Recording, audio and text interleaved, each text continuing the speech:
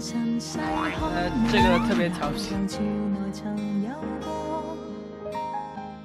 就像同志大笑中的你我，同愛着咗，並未明白這個細世界裏布滿了千萬個錯誤。何時開始我然後不要有太多煩惱，有什麼事情都會過去的，就開開心心就好了。遺忘初衷，還裝作聽不懂。今天想留言將心聲輸送，可惜聽留言一放心冰凍。何日你何日我才就覺要坦率接通。聽筒中的聲線遙遠，但又在身邊。哪一位可選擇可以幸免？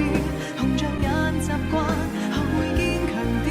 緣故靜待發現，心窩中的聲線若近，但又在天邊。完美這麼被擱淺，別又來遮擋這視線。找一天打開心窗看見。俊凱寫的是一個緣字，能夠解釋一下為什麼要寫緣嗎？為什麼？因為希望2017年大家都團團圓圓的，然後2017年。何時親手抹去隔膜，你別怕刺痛。其實一直沒睡，就一直看着，就好美。無視我畫了就很美。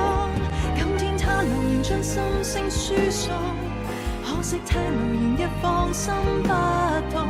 何日你何日我才習慣要坦率接通。聽筒中的聲線遙遠，但又在身邊。哪一位可選擇可以幸免？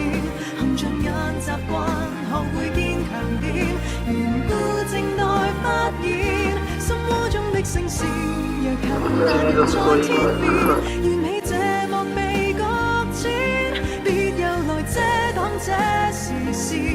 找一天打開心窗看見。